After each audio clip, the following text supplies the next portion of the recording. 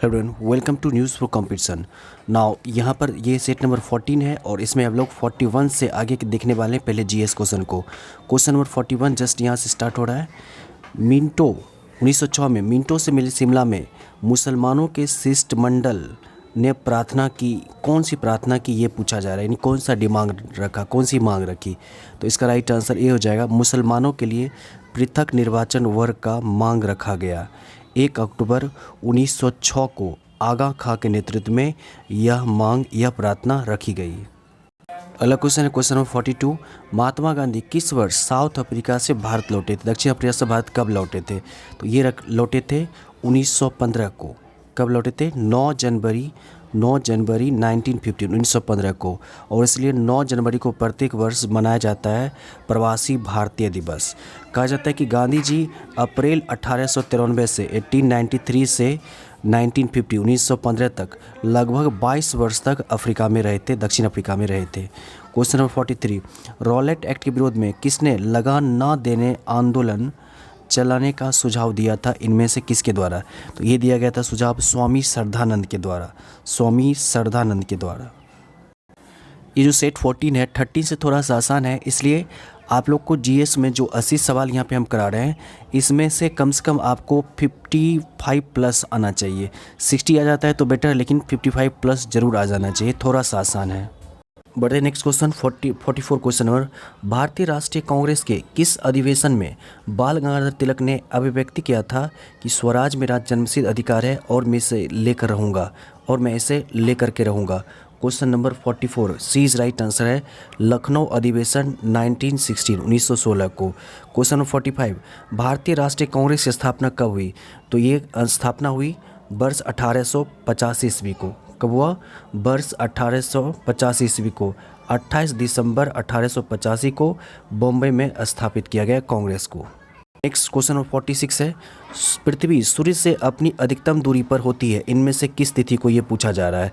तो पृथ्वी जो है अधिकतम होती है 4 जुलाई को। कब होती है? 4 जुलाई को अधिकतम डिस्टेंस पर होती है। 4 जुलाई ऑप्शन में है नहीं, इसलिए इसका राइट आंसर हो जाएगा ई, उपयुक्त में से कोई नहीं। क्वेश्चन नंबर 47 दक्षिण पश्चिम मानसून की अवधि के दौरान तमिलनाडु सूखा रहता है, यानी तमिलनाडु में ज़्यादा बारिश नहीं होती है। इसका क्या कारण है? तो इसका कारण है यह वृष्टि छाया क्षेत्र में स्थित नहीं होता है। जबकि याद रखिए भारत में सबसे ज़्यादा वर्षा दक्षिण पश्चिम मानसून के कारण होती है। तकरीबन 75% कवर इसी मानसून के कारण होता है। और इस क्षेत्र में जो तमिलनाडु या तटीय क्षेत्र में जो वर्षा होती है वह होती है ठंड के समय में उत्तर पूर्वी मानसून के कारण, लौटते हुए मानसून के कारण। लेकिन दक्षिण पश्चिम मानसून का प्रभाव इन क्षेत्रों में नहीं पड़ता है क्योंकि यह वृष्टि छाया क्षेत्र में स्थित है। नेक्स्ट क्वेश्चन नंबर 48 है भारत के निम्नलिखित राज्यों में से किसमें सागवान का वन पाया जाता है? ये पाया जाता है मध्य प्रदेश में सागवान का वन।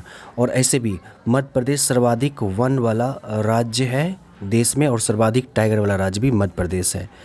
नेक्स्ट है सलाल जल विद्युत परियोजना किस राज्य में स्थित है, किस केंद्र शासित प्रदेश में स्थित है, ये पूछा जा रहा है। तो चूंकि ये अब जम्मू कश्मीर जो है केंद्र शासित प्रदेश हो गया है, इसलिए यहाँ पर ये लिखा गया है। तो सलाल विद्युत परियोजना जो है ये बी राइट आंसर हो जाएगा, जम्मू कश्मीर में स्थित है। जम्मू कश्मीर में एक और प्रोजेक्ट है जो बार बार एग्जाम में पूछा जाता है, वो है दुलहस्ती परियोजना। ये पूछेगा कि दुलहस्ती परियोजना किस राज्य में है? तो ये जम्मू कश्मीर में है। क्वेश्चन नंबर 50 गेहूं किस जलवायु की फसल है? तो गेहूं जो है यह रबी फसल है और यह शीतोष्ण जलवायु की फसल है। बढ़ते नेक्स्ट क्वेश्चन की ओर। हाल ही में पहला खेलो इंडिया जनजातीय खेल महोत्सव का आयोजन कहाँ किया गया? तो ये आयोजन किया गया उड़ीसा की राजधानी भुवनेश्वर में। 52 विश्व टेस्ट चैंपियनशिप 2023 की विजेता टीम इनमें से कौन सी है? तो ये ऑस्ट्रेलिया है, भारत को हरा करके विजय हासिल किया टेस्ट चैंपियनशिप 2023 में। 53 हाल ही में चुनाव आयोग ने पहली बार वोट फ्रॉम होम यानी घर से आप वोट गिराओगे, ये कहाँ से शुरू किया गया पहल? ये शुरू किया गया कर्नाटका से। नेक्स्ट क्वेश्चन नंबर 54 है टेनिस टूर्नामेंट फ्रेंच ओपन 2023 में पुरुष एकल का खिताब किसके नाम है? क्वेश्चन नंबर 54 सी राइट आंसर हो जाएगा नोवाक जोकोविच। आप लोग नीचे कमेंट में लिखिएगा नोवाक जोकोविच जो प्लेयर है ये किस देश के प्लेयर है, बहुत ही इंपॉर्टेंट है, याद रखिए नोवाक जोकोविच का बार बार नाम आता है। नेक्स्ट क्वेश्चन सऊदी अरब को पछाड़कर यूरोप का सबसे बड़ा रिफाइंड तेल, देखिए रिफाइंड तेल लिखा हुआ, रिफाइंड तेल आपूर्तिकर्ता देश कौन सा बन गया है? तो ये बन गया है अपना भारत। क्वेश्चन नंबर 56 गणित के क्षेत्र में सबसे प्रतिष्ठित पुरस्कार का नाम है एबेल पुरस्कार। एबेल पुरस्कार 2023 से किसे सम्मानित किया गया है? तो ये सम्मानित किया गया लुइस कैम्फ्रेली को। किसको? लुइस कैम्फ्रेली को 2023 का। लेकिन यही 2022 का एबेल पुरस्कार पूछता तो नाम याद रखिए डेनिस पार्नेल। यही 2022 का पूछता तो इसके लिए नाम याद रखिए डेनिस पार्नेल। डेनिस पार्नेल पूरा नाम है इसका Dennis Parnell Sullivan. Dennis Parnell Sullivan. ये 2022 का जो ये एबेल पुरस्कार है गणित के क्षेत्र में प्रतिष्ठित पुरस्कार, ये 2022 का इसको मिला है, जबकि 2023 का मिला है लुइस कैफ्रेली को। चूँकि आपको एग्जाम में 2022 से भी पूछ सकता है इसलिए हमने बता दिया। द्विवार्षिक प्रशिक्षण अभ्यास ये है 10 क्लिक 2023 भारत और किस देश के बीच की सेना के बीच शुरू किया गया? तो ये शुरू किया उज्बेकिस्तान के। नेक्स्ट क्वेश्चन नंबर 58 है, हिंदी भाषा में साहित्य अकादमी पुरस्कार 2022 किसने जीता है? क्वेश्चन नंबर 58 का बी इज राइट आंसर हो जाएगा बद्री नारायण ने हिंदी भाषा साहित्य अकादमी पुरस्कार 2022 का खिताब जीता है। इनकी एक कविता संग्रह है, इसका नाम है तुमरी के शब्द। क्या नाम है? तुमरी के शब्द, तुमरी के शब्द। और इसी कारण इन्हीं रचना के कारण इनको साहित्य अकादमी पुरस्कार 2022 से सम्मानित किया गया है। ध्यान रखिएगा, बहुत ही इम्पोर्टेंट है। नेक्स्ट है 59, क्रिप्स मिशन किस वर्ष भारत आया? तो क्रिप्स मिशन जो भारत आया वह 22 मार्च 1942 को भारत आया। 1942 ऑप्शन में नहीं है, इसलिए इसका राइट आंसर ई दिया है, इनमें से कोई नहीं। नेक्स्ट क्वेश्चन नंबर 60, नेपोलियन ने जर्मनी में किस संघ की स्थापना की? तो ये राइन संघ की स्थापना की। कहा जाता है कि जर्मनी में 300 छोटे छोटे राज्यों को मिलाकर 300 छोटा छोटा राज्य था, उसको 39 स्टेट का संघ बनाया, जिसका नाम दिया गया राइन संघ। क्या नाम दिया गया? राइन संघ। और नेपोलियन ने 1806 में राइन संघ की स्थापना की थी, 1806 में जर्मनी में। ओके। क्वेश्चन नंबर 61, फ्रांस में स्वतंत्रता, समानता और बंधुत्व का नारा किस क्रांति में दिया गया? ये तिथि है यहाँ पर, तो ये क्रांति हो जाएगा क्वेश्चन नंबर 61 का हो जाएगा 14 जुलाई। फ्रांस की क्रांति जो हुई थी 1789 का 1789 का, वो 14 जुलाई को, और इसी समय यहाँ पर ये नारा दिया गया था स्वतंत्रता, समानता और बंधुत्व। बाकी ये 4 जुलाई ये भी इम्पोर्टेंट है। अमेरिका का स्वतंत्रता दिवस जो है 4 जुलाई को ही मनाया जाता है। अमेरिका स्वतंत्र हुआ 4 जुलाई 1776 को, इसलिए 4 जुलाई को स्वतंत्रता दिवस मनाता है अमेरिका। ओके। क्वेश्चन नंबर 62 बहुत इंपॉर्टेंट है, त्रिपिटक संबंधित है, ये बौद्ध साहित्य से संबंधित है। त्रिपिटक में 3 पिटक का संकलन किया गया है। एक है विनय पिटक का संकलन, उसके बाद है अभिधम्म पिटक का संकलन,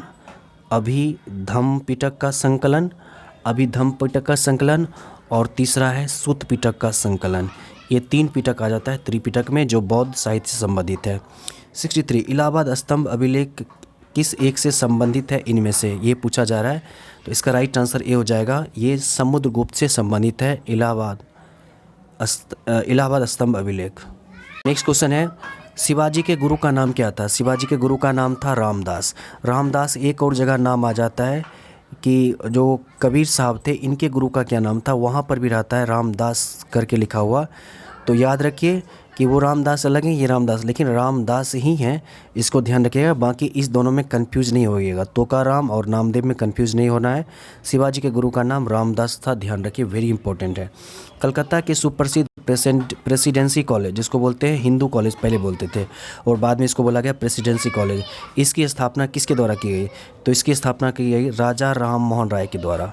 प्रेसिडेंसी कॉलेज की स्थापना की गई राजा राम मोहन राय के द्वारा। किसके सहायता से? डेविड हेयर की सहायता से। डेविड हेयर की सहायता से इस कॉलेज की स्थापना की गई। कब? 1897 ईस्वी में, 1817 ईस्वी में। बढ़ते नेक्स्ट क्वेश्चन की ओर, रामकृष्ण मिशन की स्थापना किसने की? तो ये स्वामी विवेकानंद के द्वारा किया गया। कब? इसकी स्थापना की गई 1897 ईस्वी में विवेकानंद ने रामकृष्ण मिशन की स्थापना की। नेक्स्ट, हिमालय पर्वत श्रेणी की सर्वाधिक ऊंचाई पर स्थित दर्रा कौन सा है? तो ये है काराकोरम दर्रा। कौन सी दर्रा है? काराकोरम दर्रा। ऊंचाई कितनी है?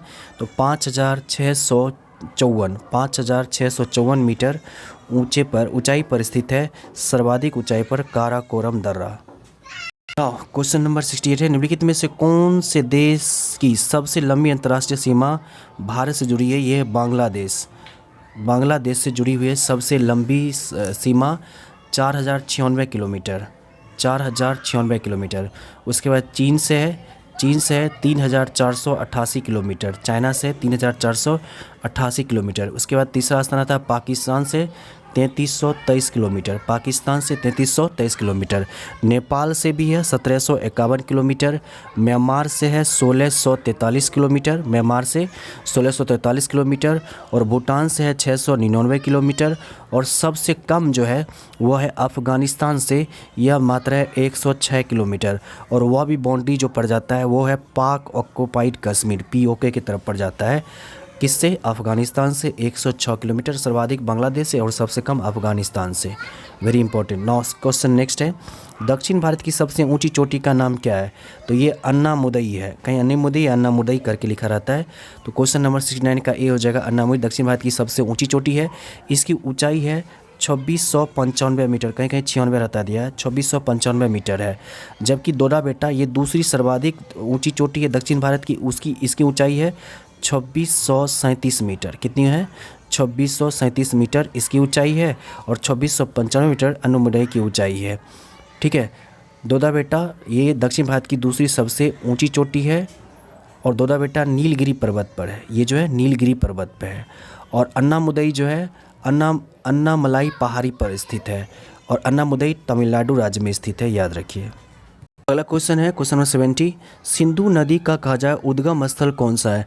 तो ये है मानसरोवर झील के पास, तिब्बत में पड़ जाता है सिंधु नदी का उद्गम स्थल। और ये 2900 किलोमीटर लंबी नदी है। भारत में बहुत कम, सर्वाधिक भाग इसका पड़ जाता है पाकिस्तान में चला जाता है सिंधु नदी।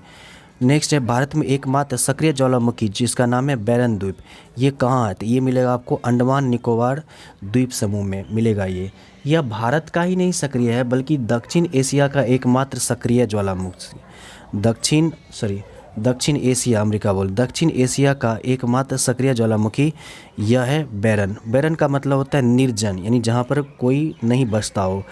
तो यह है सक्रिय ज्वालामुखी, अंडमान द्वीप समूह में पड़ता है। बढ़ते नेक्स्ट क्वेश्चन की ओर, भारतीय संविधान के किस अनुच्छेद में छुआछूत के कलंक से समाज को मुक्त किया है? अनुच्छेद बहुत फेमस है, अनुच्छेद 17, याद रखिए कौन सा अनुच्छेद है? अनुच्छेद 17 के अनुसार, 17 के अनुसार। और अनुच्छेद 12 से 35, आपको अनुच्छेद 12 से 35 में क्या मिलेगा? तो 12 से 35 में मिलेगा मौलिक अधिकार, मौलिक अधिकार। और अनुच्छेद 15 में क्या मिलेगा? अनुच्छेद 15 में मिलेगा सभी नागरिकों के साथ पंथ या धर्म, वंश, जाति, लिंग और जन्म स्थान के आधार पर भेदभाव की समाप्ति की बात कही गई है। और अस्पृश्यता या छुआछूत की बात होगा तो अनुच्छेद 17 को आप लोग को ध्यान में रखना है, बहुत ही इंपॉर्टेंट आर्टिकल्स है अनुच्छेद 17। 73 क्वेश्चन है, निम्नलिखित सूचियों में किसके अंतर्गत शिक्षा आती है? शिक्षा आती है समवर्ती सूची के अंतर्गत। किस सूची के अंतर्गत शिक्षा आती है?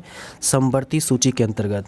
पहले जो शिक्षा था ना, पहले जो शिक्षा थी वह आती थी राज्य सूची के अंतर्गत आता था।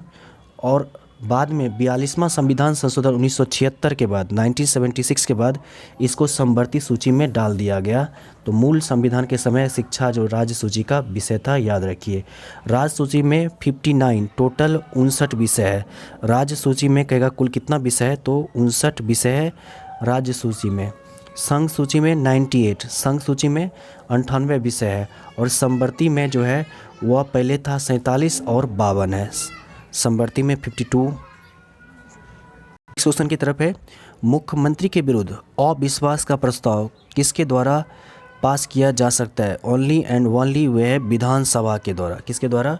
विधानसभा में प्रस्तुत किया जा सकता है अविश्वास का प्रस्ताव। यही अगर प्रधानमंत्री के संदर्भ में रहता तो लोकसभा आंसर होता। ठीक है।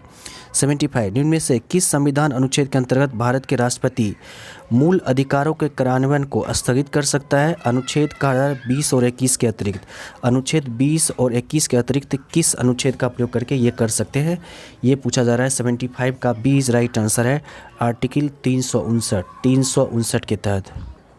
अगला क्वेश्चन है, राज्य वित्त आयोग का गठन कौन करते हैं? तो ये राज्य के राज्यपाल के द्वारा किया जाता है, राज्य वित्त आयोग का। और देश के संदर्भ में रहता है तो आंसर होता है राष्ट्रपति के द्वारा। ठीक है, 5 साल के लिए नियुक्त की जाती है राज्य वित्त आयोग का, और सेंटर में भी 5 साल के लिए। किसी देश की प्रति व्यक्ति आय प्राप्त की जा सकती है, जनसंख्या को भी शामिल किया जाता है, और राष्ट्रीय जनसंख्या और राष्ट्रीय आय को भी, और कुल भूमि को। तो ये तीनों संदर्भ आ जाएगा, तो डी आंसर हो जाएगा उपयुक्त में से एक से अधिक, क्योंकि प्रति व्यक्ति आय निकालने का जो फार्मूला है वह है प्रति व्यक्ति आय निकालने का टोटल राष्ट्रीय आय, जो राष्ट्रीय आय है उसको, और नीचे जो कुल जनसंख्या है उससे उसको डिवाइड कर देते हैं। राष्ट्रीय आय को कुल जनसंख्या से डिवाइड करते हैं, सॉरी इसमें कुल भूमि से नहीं होगा, राष्ट्रीय आय बटा कुल जनसंख्या हो जाएगा। तो इसलिए उपयुक्त में से एक से अधिक है, और ये प्रति व्यक्ति निकालने का फॉर्मूला है। प्रति व्यक्ति से क्वेश्चन कई बार एग्जाम में पूछता है। किसी भी देश का खुशहाली मापने का और समृद्धि मापने का सबसे महत्वपूर्ण सूचकांक होता है प्रति व्यक्ति आय। ओके, जब किसी वस्तु के मूल्य में, स्वाभाविक है कि वस्तु के मूल्य में कमी हो जाएगी तो डिमांड क्या हो जाएगा, मांग बढ़ जाएगा। मांग क्या होगा, बढ़ जाएगा। ये राइट आंसर हो जाएगा। भारत में पहला औद्योगिक नीति कब घोषित हुआ, तो 1948 में। Question number 79 C is right answer है। 1948 में प्रथम औद्योगिक नीति की शुरुआत मानी जाती है। नेक्स्ट क्वेश्चन है, किसी वस्तु के मूल्य में ह्रास, देखिए मूल्य में ह्रास, मूल्य में कमी होगा तो उसका मांग क्या होगा, बढ़ जाएगा ना, तो बढ़ जाती है। B right answer. 81 भारत में राष्ट्रीय आय का प्राकलन किसके द्वारा किया जाता है, ये पूछा जा रहा है। Question number 81 B is right answer. राष्ट्रीय सांख्यिकी कार्यालय द्वारा राष्ट्रीय आय का प्राकलन किया जाता है। राष्ट्रीय सांख्यिकी कार्यालय जिसकी स्थापना वर्ष 2019 में, कब किया गया, 2019 में। CSO एवं NSSO central statistical organisation CSO है और NSSO है, इसको विलय करके राष्ट्रीय सांख्यिकी कार्यालय की स्थापना की गई और इसका मुख्यालय नई दिल्ली में है। क्वेश्चन नंबर 82 है, निम्न में से कौन प्राकृतिक आपदा नहीं है, तो आतंकवाद प्राकृतिक नहीं, जब सुनामी बाढ़ ये है, आतंकवाद नहीं है। विश्व का सबसे ऊंचा जलप्रपात कौन सा है, इसमें बहुत सारे बच्चे इसमें कंफ्यूज पड़ जाते हैं। 83 विश्व का सबसे ऊंचा जलप्रपात एंजिल जलप्रपात है। कौन सा जलप्रपात है, एंजिल जलप्रपात है। एंजिल ऑप्शन में नहीं है, इसलिए राइट आंसर इसका ई दिया हुआ है, इनमें से कोई नहीं है। एंजिल जलप्रपात वेनेजुएला के बोलिविया राज्य में है, और ये जलप्रपात, ये जो वाटरफॉल, ये जो झरना है, इसकी ऊंचाई है 979 मीटर, 979 मीटर ऊंचा है, याद रखिए।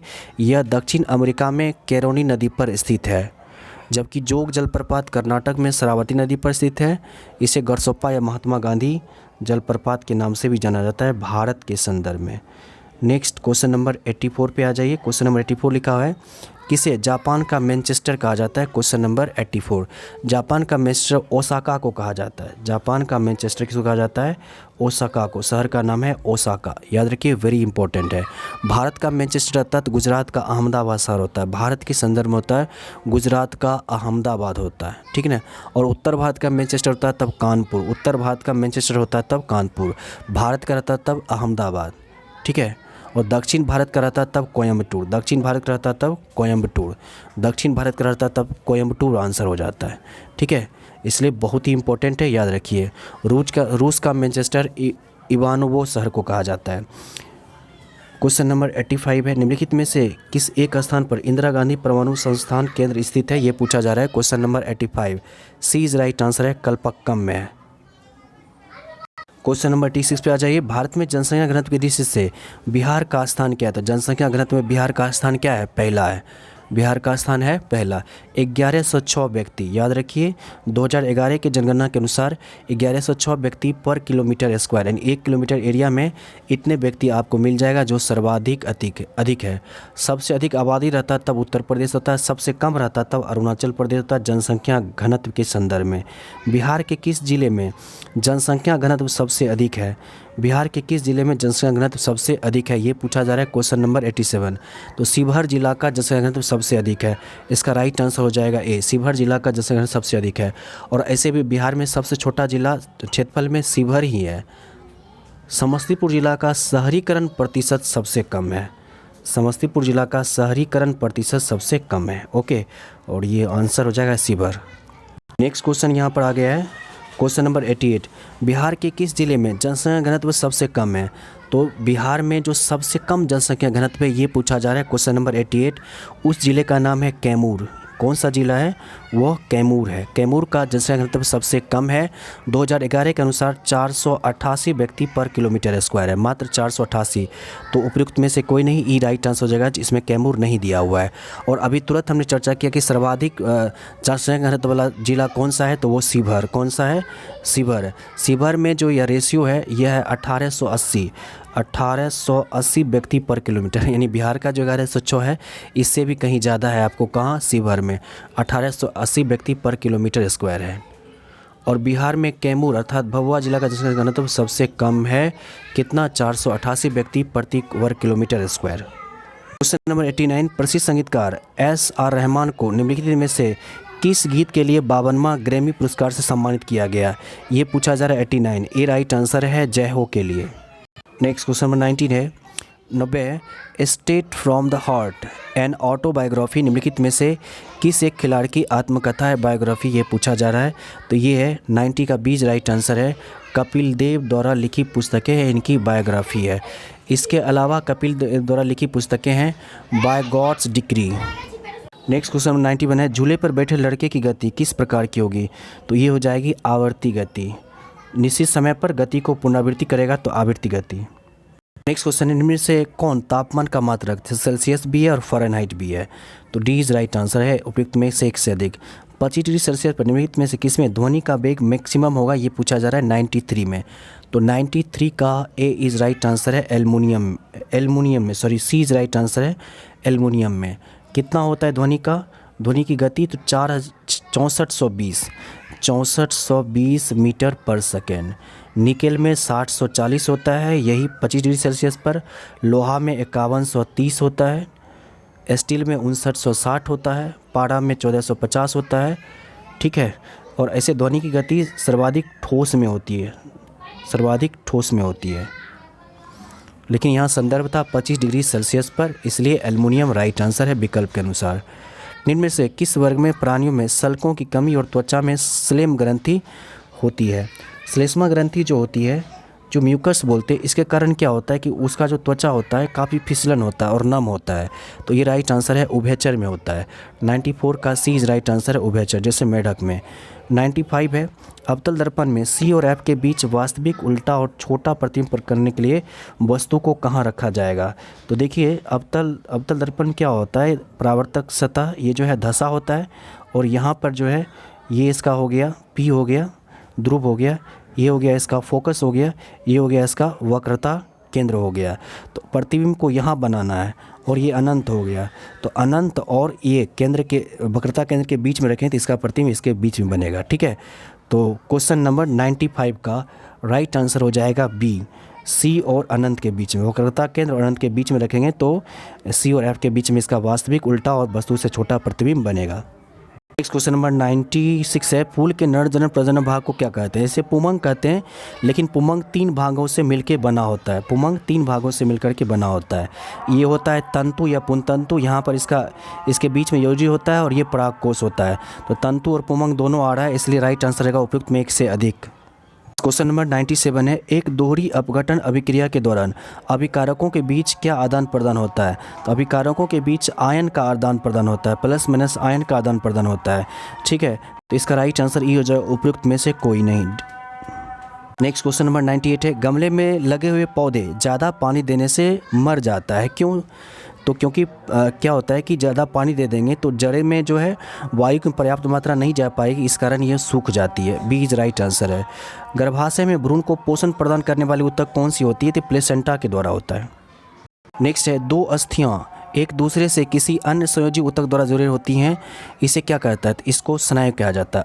अस्थि को जोड़ता है तो इसको स्नायु कहते हैं, और इंग्लिश में बोलते हैं लिगामेंट। क्या बोलते हैं, लिगामेंट। अस्थि को जोड़ता है तो उसको बोलते हैं लिगामेंट या स्नायु कहते हैं, ठीक है। लेकिन मांसपेशी और हड्डी को जोड़ेगा तो उसको टेंडन बोलते हैं।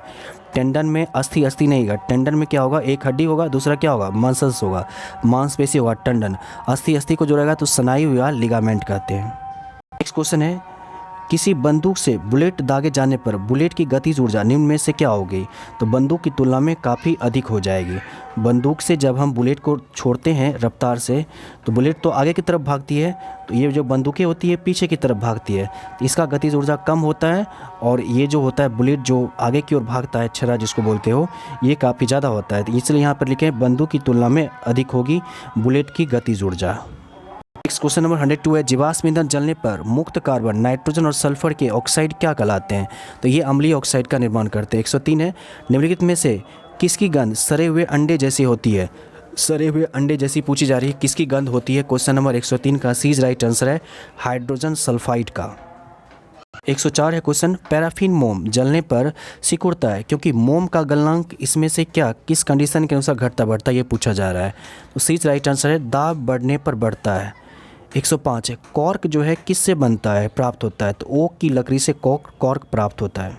क्वेश्चन नंबर 106, किस हिमालयी जंतु को आउंस भी कहा जाता है? इनमें से किसे? तो 106 का ए राइट आंसर है हिमालयी चीताओं को आउंस के नाम से भी जानते हैं। एक कमरे में पंखा चल रहा है तो कमरे की वायु का ताप क्या प्रभाव पड़ेगा? इस क्वेश्चन में ज़्यादातर विद्यार्थी कंफ्यूज कर जाते हैं कि पंखा चल रहा था ठंडक महसूस होगी, लेकिन ऐसी बातें नहीं है। 107 का कुछ और ही आंसर है और ये राइट आंसर है वहाँ की वायु का क्या होता है, ताप जो है वो बढ़ जाता है। 107 का बी इज राइट आंसर है, ताप जो है बढ़ जाता है। ओके, तो इसको आप ध्यान रखिएगा। एक और क्वेश्चन पूछा जाता है इसी तरह से कि रेफ्रिजरेटर को खुले छोड़ देने पर कमरे का तापमान क्या होगा? तो रेफ्रिजरेटर को खुले छोड़ देते तो कमरे का तापमान बढ़ जाता है। ये दोनों ही कन्फ्यूज़न वाला क्वेश्चन था, आंसर हमने बता दिया, बाकी आपको जो लगे अच्छी तरह से इसको सर्च करके देख लीजिएगा। नेक्स्ट है क्वेश्चन नंबर 108, कीटों के वैज्ञानिक अध्ययन को क्या कहते हैं? तो एंटोमोलॉजी कहते हैं। ठीक है, इक्थियोलॉजी मछलियों का अध्ययन है, इक्थियोलॉजी मछलियों का अध्ययन है। पैरासिटोलॉजी परजीवी का अध्ययन है, पैरासिटोलॉजी परजीवी का अध्ययन है। दूध में उपस्थित कैसिन क्या होता है? तो ये प्रोटीन होता है जो जीवाणु कन्वर्ट कर देता है प्रोटीन में। क्वेश्चन नंबर 110 है, इकोलॉजी शब्द किस भाषा के ओइक्योलॉजी से बना है? Question number 110 is right answer यूनानी भाषा के। 111 ट्यूबरक्लोसिस के विरुद्ध मुख्यतः कौन सी वैक्सीन का प्रयोग किया जाता है? तो बीसीजी का प्रयोग किया जाता है। क्वेश्चन है, यदि किसी दर्पण की फोकस लंबाई प्लस में है 15 तो दर्पण किस प्रकार का होगा? तो वो दर्पण होगा उत्तल, ई हो जाएगा, इनमें से कोई नहीं, क्योंकि अवतल दर्पण का फोकस दूरी क्या होता है? माइनस में होता है, और जो उत्तल दर्पण होता है इसका फोकस दूरी क्या होता है? प्लस में होता है। तो इसमें उत्तल ऑप्शन में नहीं है, इसलिए इसका राइट आंसर 112 का ई राइट आंसर है, उपयुक्त में से कोई नहीं है। ओके, बढ़ते नेक्स्ट क्वेश्चन की ओर। वे वस्तुएं जो अपना स्वयं का प्रकाश उत्पन्न नहीं करती है क्या कहलाती है? तो गैर दीप्त वस्तुएं कहलाती है। क्वेश्चन नंबर 113 का ए राइट आंसर। बढ़ते नेक्स्ट क्वेश्चन की ओर। कांटेदार वनों और झाड़ियों की जलवायु परिस्थितियां निम्नलिखित में से किस पौधे की प्रजाति के लिए सबसे आदर्श मानी जाती है? वनों और झाड़ियों की जलवायु परिस्थितियां निम्नलिखित किसके लिए? तो ये पौधा है यूफोरबिया। 115 मानव शरीर की लार में निम्नलिखित में से कौन सा एंजाइम पाया जाता है? ये पूछा जा रहा है। क्वेश्चन नंबर 115 मानव शरीर की लार में एमाइलेज एंजाइम पाया जाता है। एमाइलेज ऑप्शन में है नहीं है, इसलिए इसका राइट आंसर ई हो जाएगा, उपयुक्त में से कोई नहीं। याद रखिए, मानव लार में एमाइलेज एंजाइम पाया जाता है। यही एंजाइम क्या करता है? तो यह एंजाइम क्या करता है? स्टार्च को साधारण शर्करा में तोड़ता है, एमाइलेज एंजाइम। बढ़ते नेक्स्ट क्वेश्चन 116 है, निम्न में से कौन जीवित जीवों के क्षेत्र और पर्यावरण के साथ उनके पारस्परिक व्यवहार को इंगित करता है? तो ये बायोस्फीयर है, जीव मंडल है। सोमा या सीमा क्वासियरकोर किसकी कमी से होता है? प्रोटीन की कमी से होता है। निम्नलिखित में कौन सी ग्रीन हाउस गैस वातावरण में नहीं पाया जाता है? 118 तो सभी गैसें ग्रीन हाउस गैस है। ये सभी जो है नाइट्रस ऑक्साइड हो गया, जलवाष्प हो गया, कार्बन डाइऑक्साइड हो गया, मीथेन हो गया, ये सभी के सभी क्या हैं? ये सभी के सभी ग्रीन हाउस गैसें हैं। ओके, जलवाष्प ग्रीन हाउस गैस वातावरण में सर्वाधिक प्रचुर मात्रा में पाई जाती है, तो उपयुक्त में से कोई नहीं हो जाएगा। नाइट्रस ऑक्साइड को हास्य गैस भी कहते हैं। CO2 के बाद मीथेन वायुमंडल में दूसरा सबसे महत्वपूर्ण हरित गृह गैस है, जिसका योगदान 20% है। उपयुक्त में से कोई नहीं, सभी के सभी वायुमंडल में पाए जाते हैं।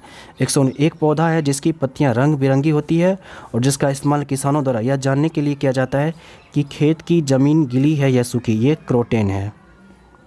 प्लीज़ वीडियो को लाइक कर दीजिएगा और शेयर कर दीजिएगा। ओके, 120 क्वेश्चन नंबर है, कोयले का जलना निम्न में से किस अभिक्रिया का एक उदाहरण है, ये पूछा जा रहा है। तो कोयले का जलना संयोजन अभिक्रिया का उदाहरण है। कोयला कार्बन और ऑक्सीजन ये जलकर क्या बनाता है, कार्बन डाइऑक्साइड CO2 बनता है। यह एक संयोजन है। तो यहाँ वियोजन है, गलत हो जाएगा। द्विविस्थापन गलत हो जाएगा, ये भी गलत हो जाएगा। ई राइट आंसर हो जाएगा उपयुक्त में से कोई नहीं। प्लीज़ ज़रूर लाइक कर दीजिएगा वीडियो को।